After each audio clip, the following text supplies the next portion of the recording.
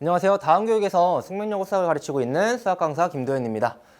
촬영 시간 기준으로 몇 시간 전에 숙명여고 수학 시험이 끝났는데 시험 보신 학생분들 고생 많으셨고 이번에 시험에서 아쉬웠던 거와 미흡했던 거 조금 보완해서 기말고사 잘 볼 수 있으면 좋겠습니다.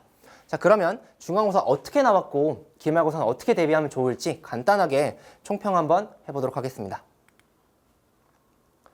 자, 숙명여고의 특징이었던 타 학교보다 많은 문항수, 재작년과 작년에도 많은 문항수였는데 이번 연도에도 마찬가지로 객관식 15개 그리고 단답형 8문항으로 많은 문항수가 출제가 되었었고요. 풀어보신 학생분들은 아시겠지만 객관식 문제에서 풀이가 긴 문제가 몇 개 포함이 되어 있었습니다. 그리고 단답형 마지막 부분에서 난이도가 높은 문제가 출제되었었는데 그래서 아이들이 풀 때 시간이 부족했을 거라고 생각이 듭니다. 그래서 이번 시험 같은 경우에는 빠르고 정확하게 푸는 학생들이 좋은 등급을 받지 않을까라고 생각을 하고요. 작년과 재작년에 학교 프린트에서의 연계율이 정말 높았었는데 이번 시험에서도 마찬가지로 학교 프린트에서 연계가 높게 진행되었었고 숙명여고의 특징이라고 하면 단원별로 문제 출제 기조가 거의 변화가 없었습니다. 지금까지. 근데 이번에도 마찬가지로 제가 생각했을 때는 단원별로 출제 기조 변화가 거의 없었다라고 생각이 듭니다. 자, 학교 프린트에서 어떤 문항이 연계되었는지 한번 확인해 보시면 객관식 8번, 9번, 10번 그리고 11번, 13번, 15번이 연계가 된 문항이라고 생각은 들고요. 학교 프린트 15문항 중에 6문항이 객관식으로 연계가 되어서 나왔습니다. 이번 연계율 같은 경우에는 40% 정도라고 할 수 있을 것 같고요. 24학년도의 연계율을 간단하게 살펴보시면 1학기 때 45%, 2학기 때 50% 계속 높은 연계율을 보이는 것만큼 기말고사 때도 똑같이 학교 프린트 정확하게 공부하셔서 학교 프린트에서 연계된 문항만큼은 맞추고 넘어가셔야 좋은 등급이 나올 거라 생각이 들고요. 이제 아이들이 가장 궁금해할 법한 내용을 잠깐 말씀드리고 넘어갈 건데 제가 생각하는 1등급 커트라인을 말씀드릴 겁니다.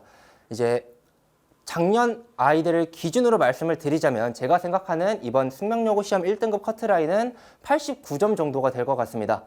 이번이 첫 시험이기 때문에 이번 연도 아이들이 얼마나 잘하고 이제 얼마나 실수가 많은지 확실하지 않아서 작년 아이들 기준으로 말씀을 드리자면 89점 정도가 1등급 커트라인이 될 것 같다고 말씀드리고 넘어가겠습니다. 자, 그럼 기말고사 대비는 어떻게 하는지 간단하게 살펴보면 이제 여고 특성상 빠르고 실수 없이 정확하게 계산 능력 무조건적으로 장착을 하셔야 되고요. 이번에 시험 보신 학생분들은 아시겠지만 검토할 시간 거의 없습니다. 몇몇 문제들을 버린 학생들이 아닌 이상 검토할 시간이 부족할 거기 때문에 한 번 풀 때 정확하게 푸는 연습, 기말고사까지 무조건적으로 이루어져야 되고 앞서 말씀드렸던 학교 프린트에 대한 확실하게 연계 문항까지 대비하시는 공부가 필요할 것 같고 객관식 문제에서 앞부분에서 난이도가 낮은 문제들이 출제되는데 그 문항들에 대해서는 정확하고 일단 빠르게 풀고 넘어가셔야만 뒷부분에서 난이도 높은 문제 나왔을 때 그리고 풀이 긴 문제 나왔을 때 정확하게 풀 수 있기 때문에 난이도 낮은 객관식 문제에서 빠르게 푸는 연습 필요할 것 같고요. 숙명여고가 단원별로 출제가 되는 방식이 거의 일정하다 보니까 그리고 좋아하는 유형이 있다 보니까 그 유형, 특징 파악하는 게 중요할 것 같습니다. 그리고 마지막으로 1등급을 목표로 하는 학생에 대해서는 단답형 뒷부분에 나오는 난이도 상문항에 대한 대비가 정확하게 이루어져야만 앞부분 문제도 맞추고 뒤에 상문항까지 맞춰서 1등급을 노릴 수 있지 않을까라고 생각이 들고요. 이제 그럼 저희 반 같은 경우는 이제 기말고사까지 어떻게 대비를 할 건지 간단하게 말씀드리고서 총평 영상 마무리 지을 건데 저희 반 같은 경우에는 이제 1등급을 목표로 하는 학생과 2등급을 안정적으로 받을 학생이 주 타겟팅이라고 보시면 될 것 같습니다. 수업 시간 같은 경우에는 월요일과 금요일 학교 끝나고 오후 6시부터 10시까지 진행되며 뒤에 1시간 정도 클리닉이 진행됩니다. 이제 제 수업 특징 같은 경우에는 작년에 숙명여고 아이들 가르쳤던 노하우를 토대로 이제 아이들을 똑같이 가르칠 거고 이번에 아이들 시험 보면서 느꼈을 겁니다. 단답형 문항 정말 중요하구나 라고 느꼈을 거라서 계속 유지되고 있었지만 한 번 더 말씀드리자면 단답형 문항 대비하기 위해서 매번 하고 나서 보는 시험에서 단답형 문항으로만 구성하고서 제가 일일이 확인하는 과정 통해서 아이들이 얼마나 정확하게 풀고 있고 어디서 실수가 나왔는지 확인이 진행됩니다. 그리고 제 특징 같은 경우에는 아이들 개별적으로 일일이 확인하다 보니까 아이들 개별 한 명 한 명마다 어느 부분이 약하고 어느 부분이 강한지까지 확인이 되기 때문에 개별적으로 문제풀이 확인이 된다고 보시면 될 것 같고요. 5번 같은 경우에 제가 생각하는 중요한 포인트입니다.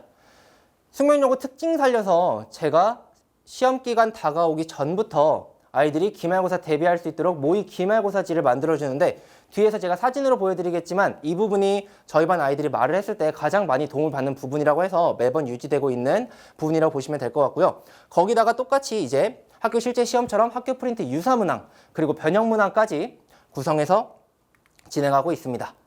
자, 그럼 데일리 테스트 어떻게 진행되는지 간단하게 보시면 모든 문항 단답형으로 진행되고 이제 아이들이 개념 부분을 나갈 때 유형을 확인하고 있을 때는 전회 차에 배웠던 내용들로 시험지가 구성되고 개념이나 유형 정리가 완벽하게 완료되었을 때는 전 범위에 대해서 모든 문항 단답형 20문항 50분 시험지가 진행되며 아이들이 푼 방식에 대해서 제가 일일이 확인하고 넘어가기 때문에 아이들 개별적으로 조금 더 꼼꼼하게 확인이 되는 수업이라고 보시면 될 것 같습니다.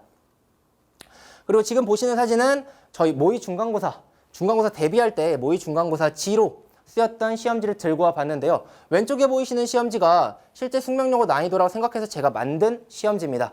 이제 다른 반 같은 경우에는 이제 뭐 타학교 기출 23년도, 24학년도 기출을 쓰는 반도 있다고 저는 들었는데 저희 반 같은 경우에는 이제 제가 직접 모든 문항 다 선별해서 숙명여고에 출제됐던 유형들 그리고 출제될 법한 문제들 가지고서 모의 중간고사 지 한 세트와 실제 학교 시험이 조금 더 어렵게 출제될 수도 있기 때문에 난이도 올린 모의 중간고사 지 한 세트까지 해서 진행을 했고요. 기말고사도 똑같이 모의 기말고사와 난이도 올린 모의 기말고사 두 세트를 통해서 실제 시험을 조금 미리 경험할 수 있는 반이라고 보시면 될 것 같습니다.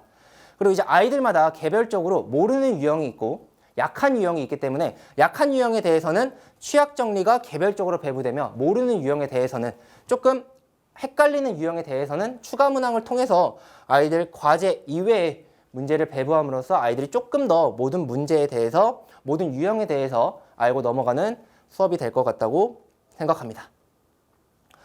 그리고 저는 이제 아이들한테 제 개인 폰번호를 줘서 아이들이 매번 문제를 풀다가 모르겠는 게 생겼을 때 저한테 질문을 하고 제가 어떻게 풀었는지 확인하고 이제 아이들한테 답변을 줍니다.